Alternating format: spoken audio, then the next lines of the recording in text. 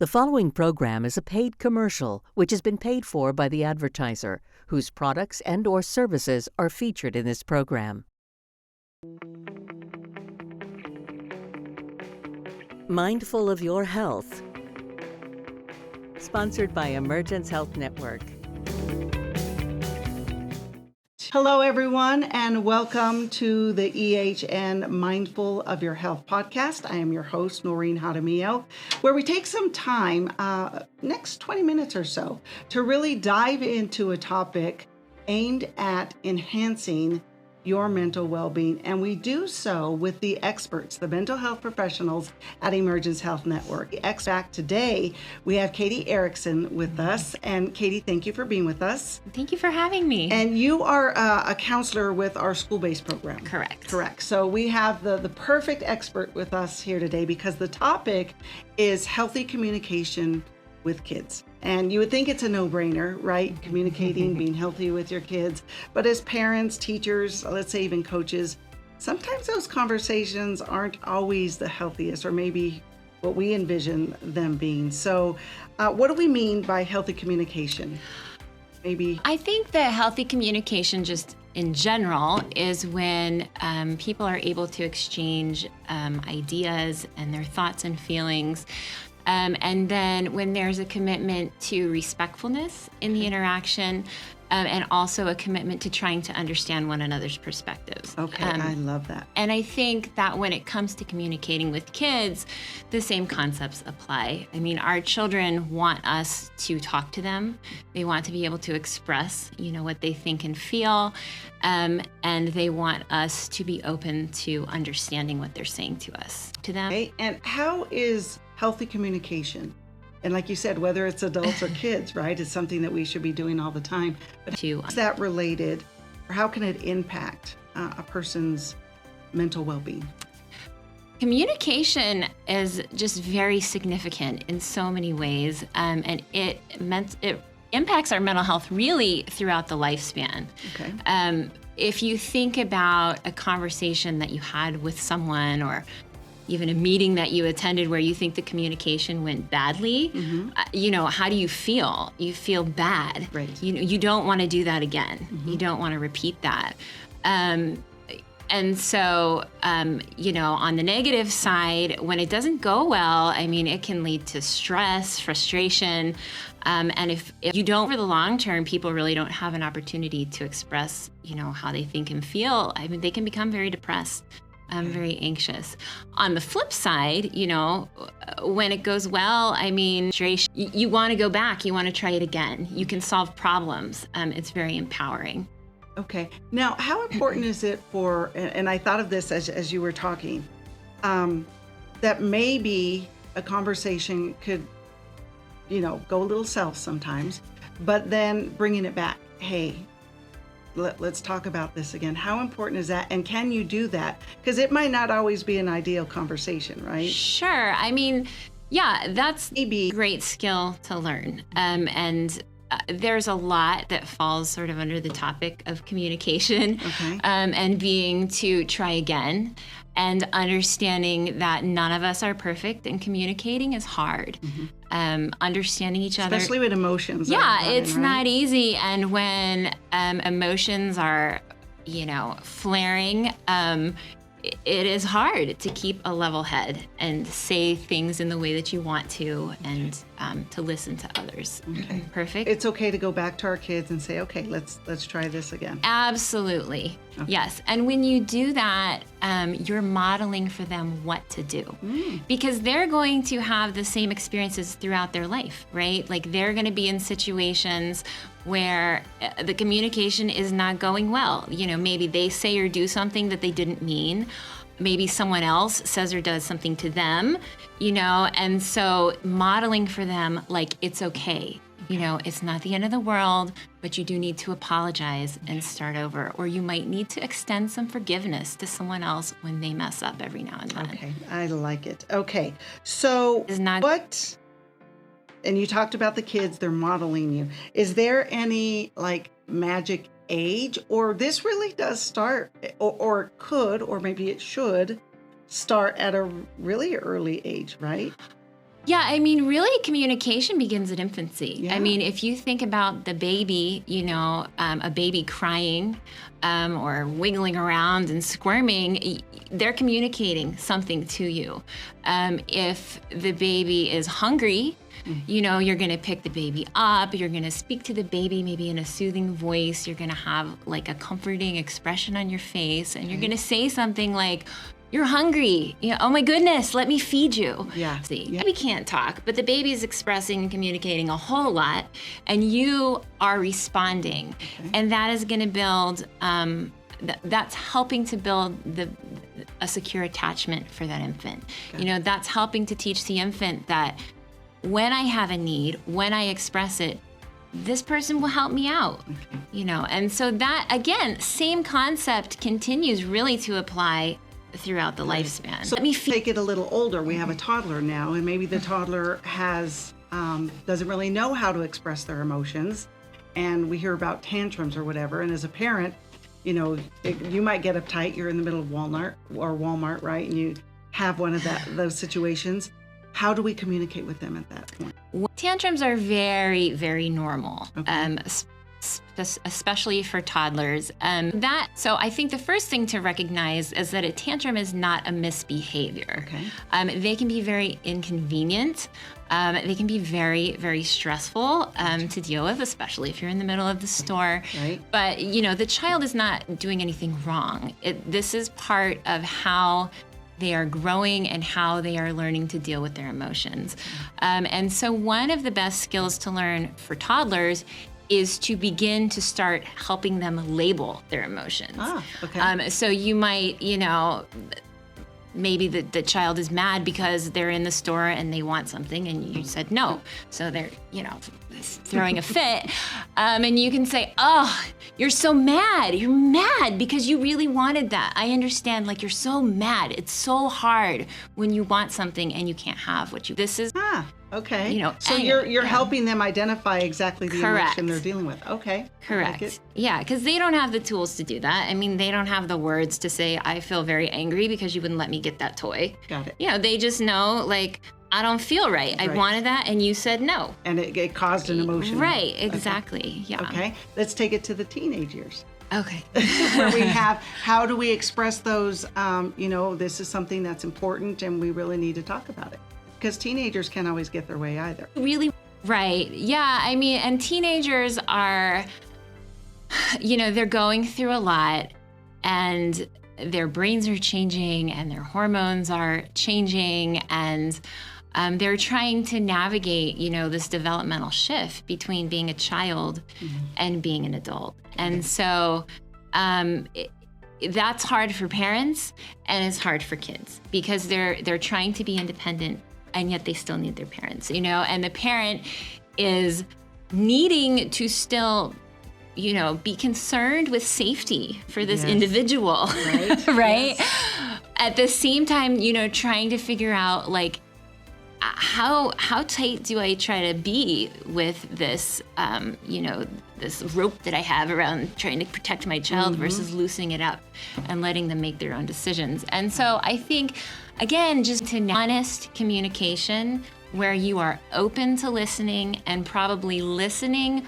more than advising or lecturing. Okay. Definitely not lecturing unless unless they're asking for your advice. Yeah. Okay. And then you know, mentioned something earlier, and I know I kind of went off topic a little bit, but you had mentioned something that respect plays a big part in that. Not only the child's respect for you, but you have to show I'm respecting how you're feeling, correct?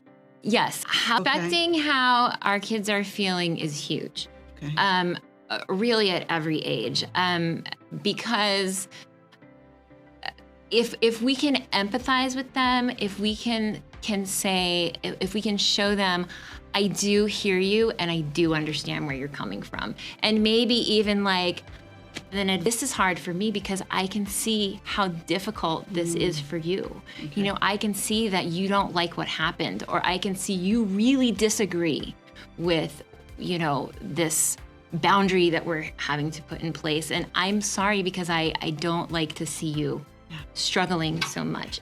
Same as validating their feelings? Yes. Along Yeah, those lines? it's Okay. both. It's both. Yeah. Yeah. I mean, I think if they're able to tell you how they feel, and then you can say like, oh yeah, I can see why you're mad. That's validating. If it's more you're trying to understand what it is that they're feeling, you maybe even are helping to label their feelings for them. Okay.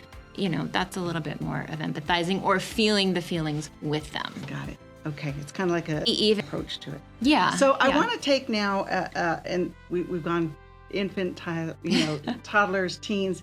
How about for like even adults? At my age, communicating with my elderly mom, and I have to remember that she's going through a whole lot of different emotions in her elderly years, but I've got to validate them and respect them just as much. So these are skills that we really need throughout our lives. Right.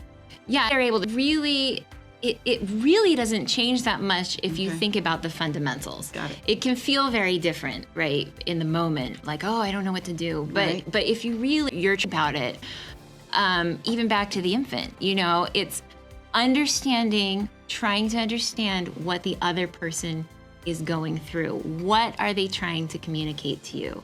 And are you getting what they're saying? That is like a huge part of what's going on. So we don't necessarily have to agree Correct. with them, right? But it's just, okay. No, right. Yes. No, empathizing does not mean agreement. Got it.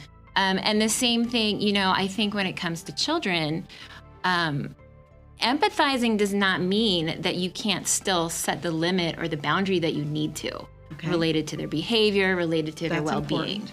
Yeah, I think sometimes people feel like, oh, well, if you coddle your children too much, then, they'll just do whatever they want. They won't follow any rules and things. And that's not what I'm talking about here. Okay. Yeah, I mean, you can empathize, you can let them know, but if you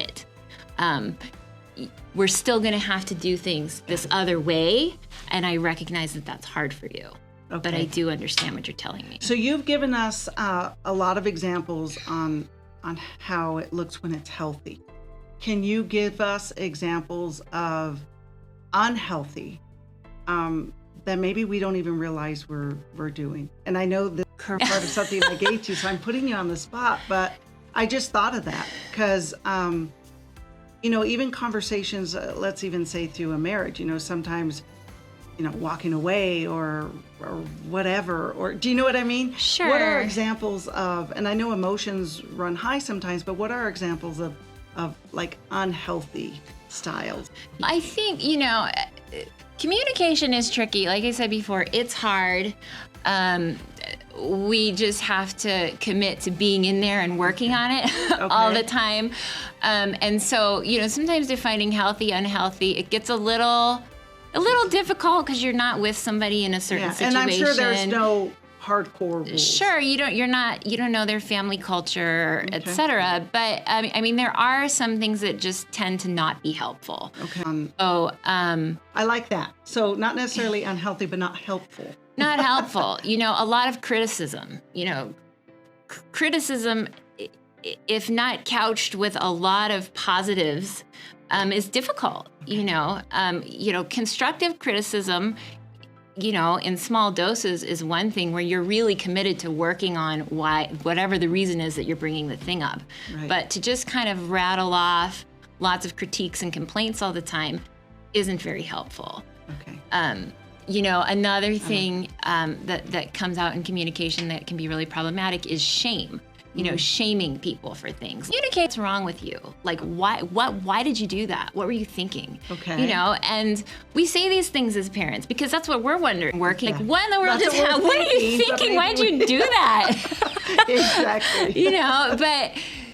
But ideally, what you're really wanting to say is, I just saw you walk up out of nowhere and slap your brother in the back of the head. Like, that's not acceptable. Gotcha. What was going on with you right then? That's not really like you to do that. Okay. So do you see the difference? You're still Yes. addressing it, but one, you're like attacking the character of the person. Got like, it. what and is that wrong I'm with you? assuming could get them a little defensive, and then we go places. Yeah, right. And then that's the kind of thing, instead of, it's a mistake, I need to do differently the next time, and I can, it can become internalized as like, yeah, I'm a bad person. Got it. Like, does that make sense? Yeah, and after a while, that could, on a child especially, that can take its toll. Correct. Okay. Well, I love the advice that you've been giving, and I like even if we don't think of it as healthy, unhealthy, helpful. I like that. I like that term. So when it comes to communication with kids, whether we're a parent, a teacher, a coach, let's say, because, oh my gosh, we could go there, right, and spend a whole other hour about when it comes to athletics. But what's the most important message that you want to make sure that we get across today? I think just whenever you're communicating with children, you need to make sure, or do your best, to communicate very clearly. Use language that they can understand. Make sure that what you're saying makes sense to them, that they know what is it that you're asking of them. You know, if the commands or the conversation is too long and too confusing, they may miss it. They may miss the point. And so once you have your clear statements that you want to make, then the next thing you want to do, is listen. Be prepared to truly, truly listen to your kids and empathize with where they're coming from. Even if you can't give them what they want at the end of the conversation, it can really go a long way. But listening makes a big difference. I heard, and I can't remember where I heard this, but I heard a statement one time that said that God gave you 2 ears and 1 mouth, so you should listen more and talk less. Oh, that's great. I've never heard that, but very helpful. Just easy. Yeah, we just have a tendency to want to talk, right? We have so many ideas, and we believe we can solve everybody else's problems for them. And that's interesting. It's not necessarily solving a problem for them. Sometimes it's just listening to the problem, right? Right. Okay. Yeah, I mean, sometimes if people want you to solve a problem, a lot of times they'll tell you. Could you please, help what would you do in my situation? I don't know what to do. But a lot of times people they just need a listening ear. They just need support. Okay. Well, Katie, thank you very much. I love the conversation. Like I said, we could probably go a whole other, a lot of different areas with this particular topic, but I think you gave us some valuable advice. At least I'm thinking about it. Okay, I have an 18-year-old and a 22-year-old, and what can I be doing with that? So thank you very much. I appreciate it. You're welcome. Alrighty. Well, thank you also for joining us for our EHN podcast, Mindful of Your Health, where again, we are dedicating time to topics that could enhance your mental well-being. That's it for this time, but we'll see you next time. We are Emergence Health Network, caring for our community for more than 55 years. Our mental health professionals provide trauma-informed care through our 24-hour crisis services, children and adult outpatient clinics, substance use treatment programs, assistance for our military, and programs to help individuals with developmental disabilities. Through community collaborations, we have also worked to expand behavioral health access in our schools and on our streets. At EHN, we are committed to your mental well-being. This is us, working for you. Thank you for letting us be mindful of your health. Brought to you by Emergence Health Network. We'll see you next time. The preceding program was a paid commercial, which has been paid for by the advertiser, whose products and/or services are featured in this program.